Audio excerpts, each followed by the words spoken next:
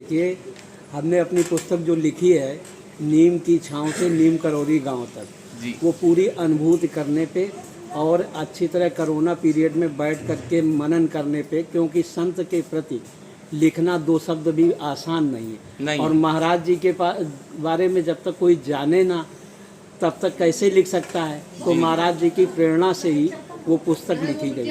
पुस्तक के पहले पृष्ठ पे ही हमने लिखा है कि किसी भी भक्त के सारे दरवाजे बंद हो, कोई भी रास्ता उसको दिखाई न पड़ता हो, चारों ओर अंधकार हो, जी। तो भी महाराज जी की कृपा से एक नया रास्ता खुलता है। ये हमने पुस्तक के पहले पृष्ठ पे लिखा है। और महाराज जी तो कभी अपने भक्त के लिए दरवाजा बंद ही नहीं करते। जी। हमारे जीवन में एक नहीं दसियों ऐसी घटनाएं हैं। कानपुर में जो बाबा जी का विग्रह स्थापित किया गया अभी 3 साल पहले, जी। वहाँ भी चैनल में ताला बंद था और हमारे साथ 16-17 लोग थे। हम लोग ट्रेवल्स गाड़ी से चित्रकूट जा रहे थे और समय था नहीं। देखा महाराज जी के मंदिर में ताला बंद है। अंदर झांक के देखा चैनल में एक व्यक्ति बैठा है भक्त, उसको इशारे से बुलाया तो उसने छोटे से दरवाजे से सब लोगों को अंदर प्रवेश कराया। जी। और इसके बाद कहा कि महाराज जी विश्राम कर रहे हैं, कोई घंटा नहीं बजाएगा, कोई शोर नहीं करेगा। लेकिन महाराज जी को दर्शन देना था तो कैसे दर्शन दे दिए कि उसने कहा आप लोग धूप से आए हैं, गर्मी बहुत है। उसने स्वयं पंखा अपने हाथ से ऑन किया और जैसे ही पंखा ऑन किया तो महाराज जी ने अपने पर्दे उस हवा से खोल दिए। हवा का तो एक बहाना था, महाराज जी को दर्शन देने थे। हम लोग 17 लोगों को ऐसे दर्शन दे दीजिए। जब मंदिर बंद था, 2-3 घंटे खुलता ही नहीं, तो बंद दरवाज़ा खोल देते हैं महाराज, जिसके अंदर होता है पक्का विश्वास। अपनी प्यास को बढ़ाइए। पानी की जब आवश्यकता होती है तो आदमी कुएं को ढूंढ लेता है। जी। अगर आपके पास मुसीबत है, आप महाराज जी को ढूंढ लीजिए, सारी मुसीबतें समाप्त हो जाएंगी। बड़े भैया, आज आप आए हैं लखनऊ से, कितने लोग आए हैं आपके साथ में? आज भी हम लोग ड्राइवर समेत 17 लोग हैं और हमारे साथ में एक छोटी बिट्टू भी आई हुई है। बिट्टू आ जाओ इधर। एक बार प्रेम से जयकारा लगाओ बाबा नीम करौरी जी महाराज। बोले नीम करौरी महाराज की जय। इस बिट्टू ने भी सांडी में बाबा स्वामी रंगनाथ जी के, बाबा जी के विग्रह से प्रसाद के रूप में उन्होंने सिद्धि माँ के लाकेट बिट्टू को दे दिए, एक मुट्ठी भर के। और बोले सभी भक्तों को एक एक लाकेट बांट के आओ। हाँ, तो इन्होंने सारे भक्तों को एक एक लाकेट दिया अपने हाथ से। और जो बचे हुए लाकेट थे वो बताइए क्या कहा महाराज जी ने आपसे, इधर देख के बताओ। वो बाकी अपने घर के सदस्य को बांट दे। हाँ, घर के तो हम भी तो हैं आपके घर के सदस्य बेटा। हाँ, हमको भी मिलेगा ना? हाँ। मिलेगा। तो महाराज जी ने वहाँ भी सांडी में भी जी, जब वो मंदिर बन रहा था जी, तो सीमेंट मतलब 6,000 रुपए की मात्र कमी पड़ रही थी। जी, छत लगने में 6,000 रुपए की आवश्यकता थी। जी। महाराज जी ने अपने एक भक्त को दर्शन दिए रात में, स्वप्न में कहा कि जा करके स्वामी रंगनाथ जी जो पुजारी हैं सांडी मंदिर में, उनको 6,000 रुपये पहुँचा दो। वो भक्त सुबह जागा तो स्वप्न की बात भूल गया। तो महाराज जी फिर उसको एक साधु वेश में मिले, उसको थोड़ा सा खिचड़ी दिए और कहा कि वो रात वाली बात स्वप्न की याद है कि नहीं। तो स्वामी रंगनाथ जी को पैसे जरूर दे आना।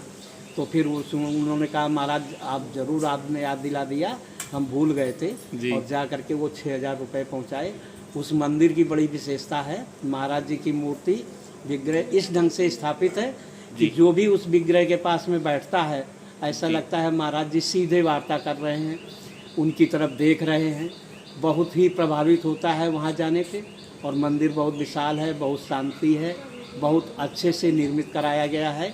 स्वामी जी को हिंदी नहीं आती है, लेकिन यहाँ आकर के हम भक्तों के लिए उन्होंने हिंदी सीखी और इतना अच्छा उसका संचालन कर रहे हैं कि महाराज जी साक्षात विराजमान हैं वहाँ पे। नीम करौरी में जब आप आए हैं तो यहाँ कैसा लगा आपको नीम करौरी? आज नीम करौरी में आते ही पहले हम लोग किला घाट से गंगा स्नान करके फिर इसके बाद नीम करौरी दर्शन करने आए हैं। आते ही मंदिर में हमको उस समय पहुँचे जब भोग लगाया जा रहा था मंदिर में। बड़ा अच्छा लगा कि हम लोगों को भोग के समय मंदिर में हमारा है जो पदार्पण हुआ है। तो जा कर के बैठे, वहाँ पे हमारे मित्र मनोज भैया जी मिल गए। उनकी आवाज़ जैसे ही लगी हमें लगा कि बाबा जी ने उनको हमारे लोगों की सेवा के लिए भेज दिया है। उनकी कृपा से हम सब लोगों को प्रसाद, चाय, भोजन, भंडारा सब कुछ है जो मिल गया। बाबा ने दिया। बाबा ने दिया। बाबा की कृपा से मनोज भैया के माध्यम से हम सब लोगों ने भोजन ग्रहण किया, प्रसाद ग्रहण किया और बहुत अच्छे से महाराज जी का दर्शन किया।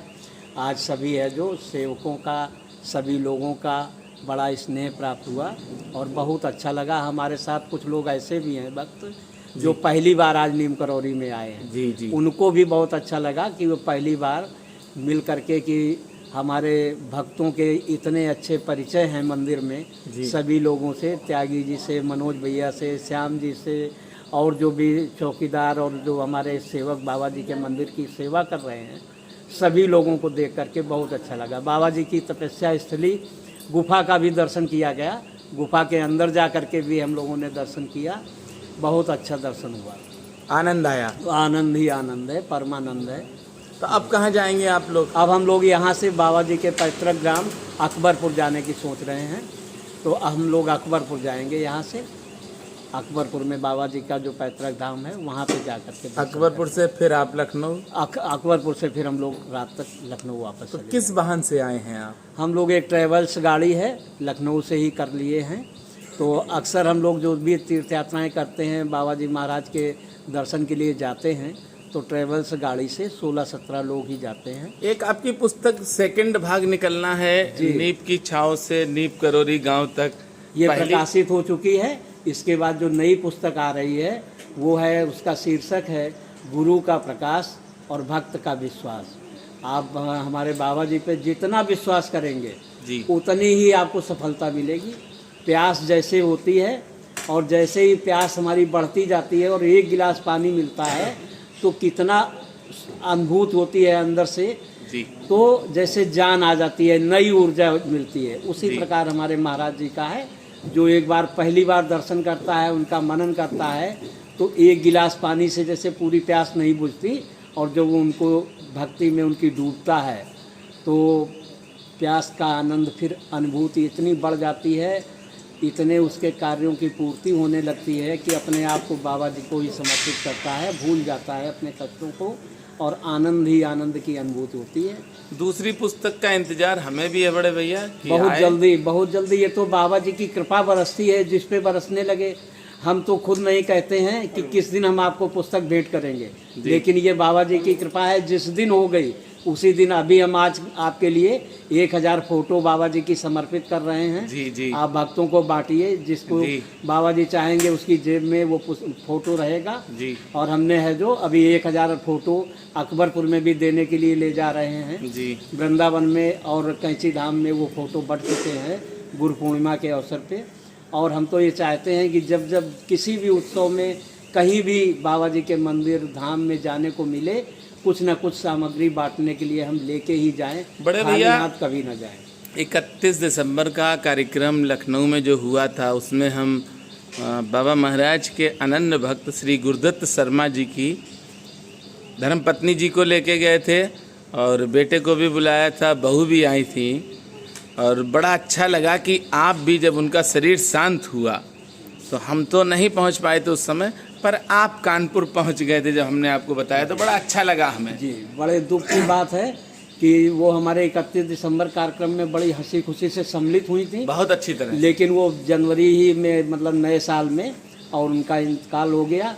तो हमें बड़ा दुख हुआ कि देखिए इतनी अच्छी बाबा जी की शिष्या और उनका अचानक ऐसे बिना बीमार हुए, ना कुछ कोई इलाज था ना कुछ था, और ऐसे ही उनका निधन हो गया। बड़े भैया इनके जब बच्चे हुए थे जी, तो डिलीवरी के टाइम बाबा नीप करौरी महाराज स्वयं हॉस्पिटल में आए थे जी, और इनकी बड़ी बेटी थी जी, कोरोना से उसका शरीर शांत हो गया कोरोना काल में, जी, उसकी फीस जमा करने के लिए बाबा कई बार स्कूल में गए हैं, जी, हेड मास्टर के पास, और फीस दी। जी, जी, और इतने सौभाग्यशालियों के दर्शन आपको हुए थे लखनऊ में। जी, जी। देखिए गुरुदत्त शर्मा जी के पास पैसे की कमी थी, लेकिन महाराज जी इतना बड़ा खजाना थे उनके लिए कि उनकी 5-5 बेटियों की शादी कितने धूमधाम से कैसे हो गई, उनको जरा सा भी एहसास नहीं हुआ।